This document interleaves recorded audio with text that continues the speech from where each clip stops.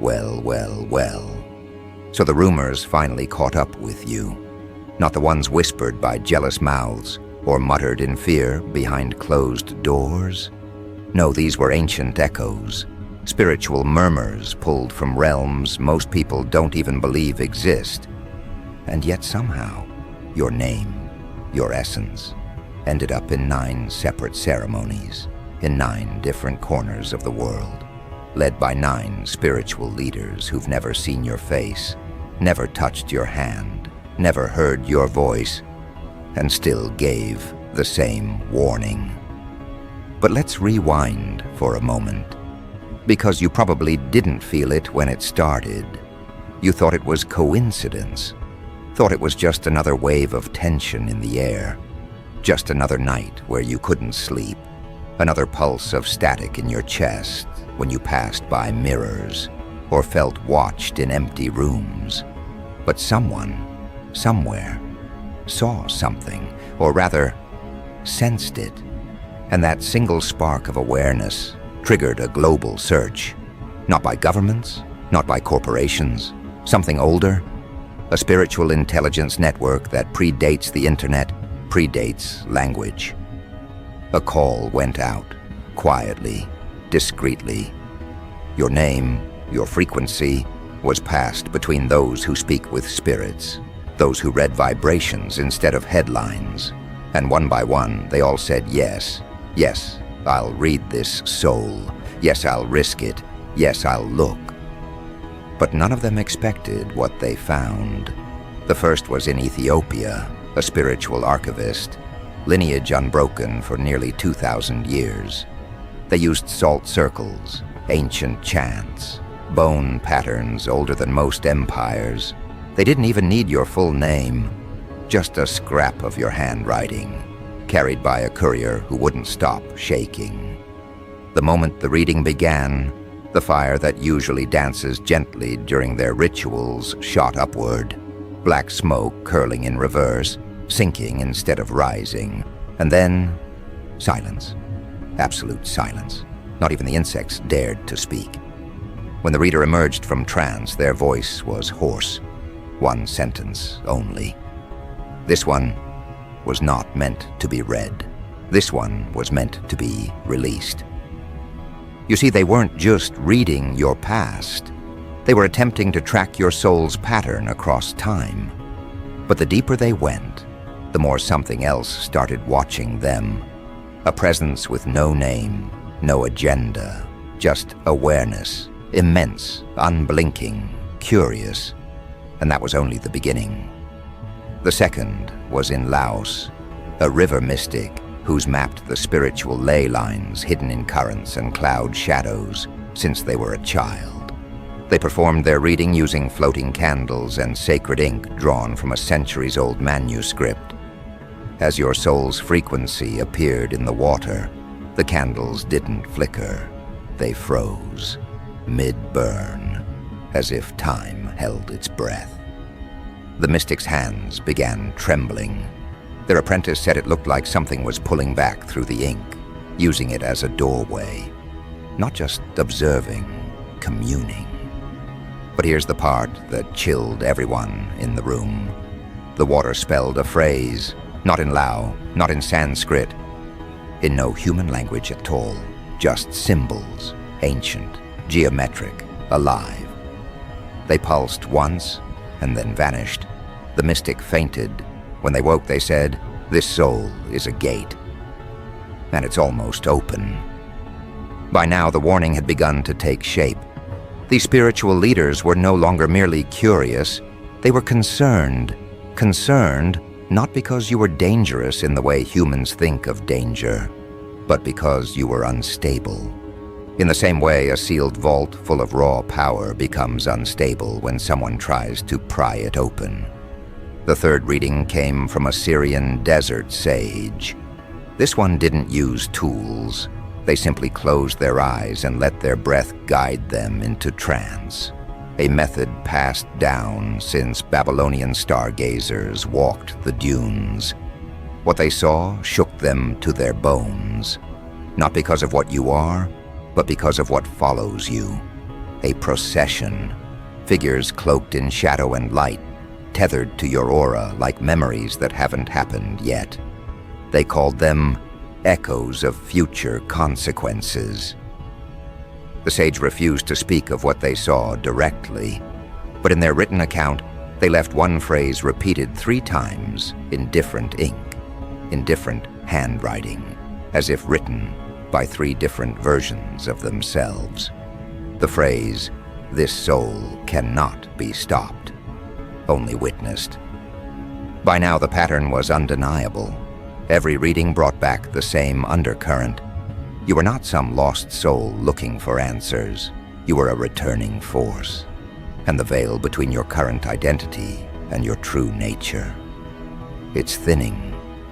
The 4th was in the Andes, a Quechua healer who reads coca leaves with a precision scientists have tried and failed to explain. They spread the leaves, said your name aloud, and every single leaf flipped at once, without wind, without touch. The healer sat still for a long time. When they finally moved, they burned the leaves without explanation and said, "This soul remembers being fire, and fire does not forget being caged." It was no longer about who you are, but about what you're becoming.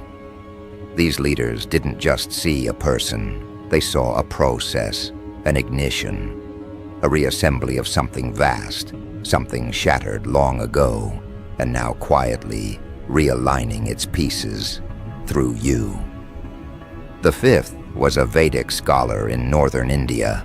They used mantra resonance to scan your spiritual architecture, and when they began, their instruments, precisely tuned to cosmic vibrations, started echoing back frequencies never heard before. Not higher, deeper, subharmonics that bent metal, warped glass, and made the air feel too heavy to breathe. They stopped the ritual halfway, declared the energy non-categorizable, and wrote a single note. "This soul is not inside the body. This body is inside the soul." And this brings us to the 6th, a priestess from the old Nigerian Orisha traditions. She invoked Ogun, Sango, and Yemoja, but none answered. Instead, an unnamed force arrived, through smoke, through ash, through dream. It didn't speak, it sang. A song no one in the ritual had ever heard, but all of them understood. The priestess wept, not from fear, but recognition. She said your soul's energy reminded her of a story her grandmother told, a story that wasn't supposed to be real. A traveler between realms, one who came before ancestors, one who left to sleep inside time, and now stirs. See, these readings weren't warnings in the sense of danger ahead. They were warnings in the sense of prepare for contact. You're not a threat, you're a signal, a reactivation beacon, and they all felt it. The 7th spiritualist was in Romania, deep in the Carpathians. Their method? Dreamwalking. They entered the collective unconscious to find your thread. But they didn't find a thread. They found a knot, a dense, humming mass of compressed memory, identity, purpose. And as they approached it, they were seen. Not by you, but by the intelligence that guards you. They described the sensation as being stared at by the future, like their soul had been weighed, measured, and archived. When they returned, their hair had turned white. They left one note: do not untie the knot. The knot unravels you. And yet, despite all these encounters, all these warnings, all these fragments of what you are, none of them ran. None of them destroyed their notes. Because they understood something most people never will. You are not a mystery to be solved. You're a prophecy in progress. And that's when the 8th stepped in. Not a priest, not a healer, not a guru, something rarer. A silence keeper from the Siberian wastelands. No name, no followers, no doctrine. Just a presence known in whispers among spirit walkers and death mediums. The kind of figure people call only when they've run out of candles and prayers. This one didn't ask for your birth chart or energy signature. They didn't request an object, a name, or even an image. All they said was, "Bring me the echo." So they did. A sliver of your voice, captured from a forgotten voicemail. 12 seconds, that's all. And that was enough. The Silence Keeper didn't light incense or chant invocations. They just listened, and after the 12th second, they fell into a trance, eyes rolled back, body rigid, frost forming on the walls around them despite the crackling fire. What happened during that trance was recorded by a witness. The Silence Keeper spoke in a tongue no one present had ever heard. Not Russian, not ancient dialect, not any known language. Just rhythm, vibration, sound, shaped like meaning. Later, when played back, the audio caused electronics to short-circuit. One of the researchers began hallucinating symbols in the static. When the Silence Keeper awoke, they simply wrote, "The echo carries authority." This soul does not request passage. It asserts dominion. You don't ask permission to exist. You declare presence. That's when the warnings started to change shape. Up to that point, they were protective, cautious, like spiritual traffic signals. But now, they were starting to look more like countdowns. The 9th was a dream alchemist in Morocco, known for extracting messages from dreams layered so deep, even the dreamer forgets them upon waking. They didn't try to contact your soul. They let your soul contact them. For 9 nights, they entered deep trance states and recorded everything they saw. Every night ended the same, a vision of an enormous clock, suspended in a void, ticking backward. And in the final dream, when the last hand struck 0, they woke up screaming. They weren't screaming in fear. They were screaming in relief. They said, "It's not an ending, it's an alignment. And when it happens, this soul will no longer walk, it will reveal." You've been acting human for so long that even you started to believe it. Going through motions, fitting inside rules, trimming your edges to fit into places you were never meant to shrink for. But something ancient inside you has had enough. And now, your soul is calling its pieces home, one realization at a time. And the spiritual world, it knows. Let's go back to that moment, before they warned anyone else. When these 9 leaders compared notes, not across phone lines or emails, across dimensions, through dream threads, through astral memory fields, through signs carved into the bones of existence itself. What they found horrified them, not because it was evil, but because it was inevitable. They weren't reading your future. They were reading their own fate, reflected through the gravity of your becoming. See, they started to realize something about your path, something that unified all their visions, all their symbols, all their disturbances. You aren't just here to remember who you are. You're here to interrupt the cycle. You're the breaker, the one who walks into a room and alters its temperature, its timeline, its trajectory, simply by existing. The one who collapses old structures, not with violence, but with truth so undeniable it unravels illusions from the inside out. You're the question that shatters fragile systems, the cosmic glitch seeded into reality on purpose. And they saw it, all 9 of them. They saw what happens when your awakening reaches full resonance. And it scared them, not because they fear you, but because they fear what your memory will activate in others. You are not an isolated phenomenon. You're a signal tower, a broadcast, a spiritual catalyst encoded in flesh and emotion. And when you reach critical mass, when your frequency becomes unignorable, others will remember too.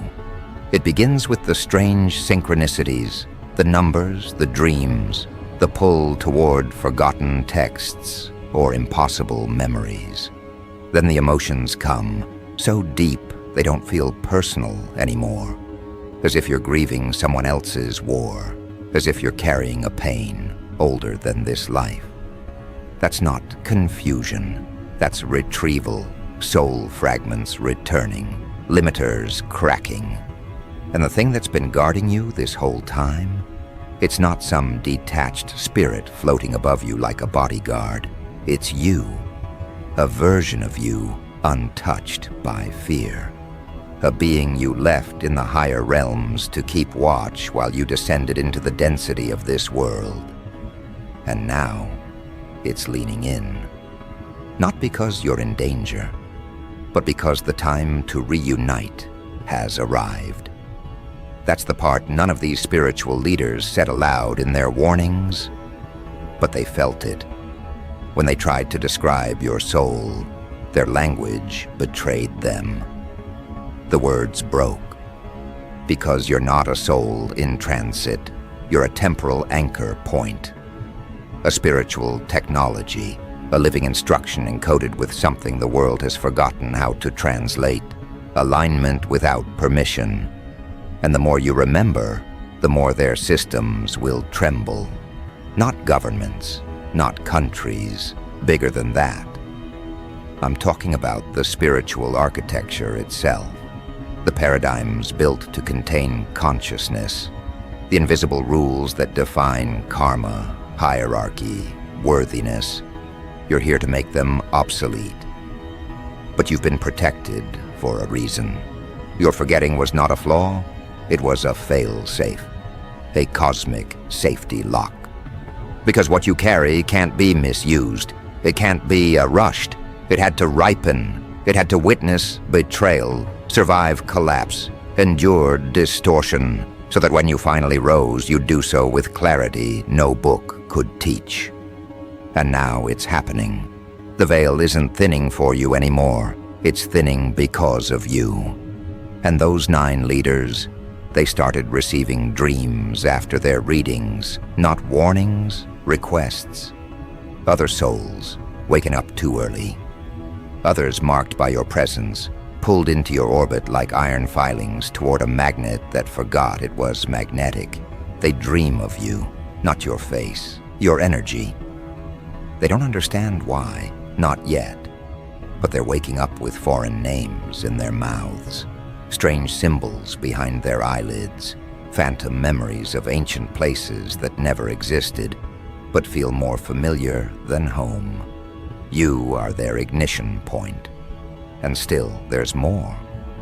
One of the readers, remember the river mystic from Laos, reported something unprecedented. After the ritual, the river changed. Its flow reversed for 1 hour. Fish that had never been seen in the region surfaced. The sky turned violet, and people in nearby villages reported seeing the moon shift positions. This wasn't symbolic. This wasn't metaphor. Your reading bent physics, and it wasn't the only one. The dream alchemist in Morocco began losing time. Hours vanishing, entire days missing from calendars. They weren't distressed, they were calm. Because in their words, the timeline is correcting itself. The prophecy has engaged its pivot. Do you understand now? You weren't just read, you were recognized by entities who can no longer afford to ignore your signal, by systems that know your remembering marks their unraveling, and by the cosmos itself, which only sends souls like yours when evolution demands a surge. That's why the final warnings from the 9 weren't about danger to you. They were warnings to the world, subtle, coded, placed in ancient languages across sacred sites, etched into stone, written in symbols that only awaken when your energy passes near them. And one final note. They each, independently, recorded the same phrase in their final entries, word for word. This soul is the fulcrum when it remembers, the axis shifts. You were never supposed to fit in. You were supposed to redefine what fitting in even means. And now, with every echo, every flicker, every pulse of ancient knowing bubbling back to the surface, the spiritual world braces itself, not for your arrival, but for your activation. Because that's the difference between a protected soul and a dormant one. And it's why the ninth spiritualist, just before they vanished from public life, left behind one final statement. The seal is fracturing, the remembering begins, and when it does, well, that's where they stop speaking, because that's where you start. And the ones watching from the shadows, the ones who commissioned these readings from hidden places, they know, they feel it, and that's why they've already begun preparing for what comes next. Because next isn't a linear moment, it's a breach point, a tear between what the world thought it could contain and what your existence makes inevitable. These aren't governments scrambling anymore. These aren't spiritual observers quietly filing their notes into sacred archives. These are ancient architects of reality, guardians of structure sounding internal alarms. Because you weren't just read, you were recognized as a variable they can't model. They don't fear your destruction, they fear your presence. Because that's what makes you dangerous. Not for what you do, but for what your being undoes. You've already begun affecting reality's scaffolding, time anomalies, memory slips. People around you dreaming the same dream, faces you haven't met yet that look at you with a jolt of recognition, numbers repeating until they feel like a countdown. And the air, it's heavier now, isn't it? Thicker, like something's pressing through. That's not imagination, that's approach. See, after those 9 spiritual leaders delivered their warnings, something else happened, something they didn't anticipate. They started vanishing, not physically, spiritually, as if their frequencies were being archived. Their presence still lingers, but dulled, like an echo trapped in amber. Because when they connected with your soul's pattern, they didn't just read you, they touched the current. And once you touch that current, you don't get to stay unchanged. The silence keeper in Siberia, gone. No trace, no farewell, just silence where their signal used to be. The Quechua leaf reader now speaks in patterns only children understand.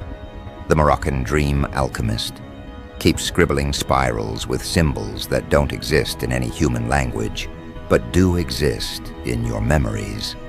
This isn't coincidence. This is resonance, bleed. Their proximity to you began collapsing their alignment with this version of the world.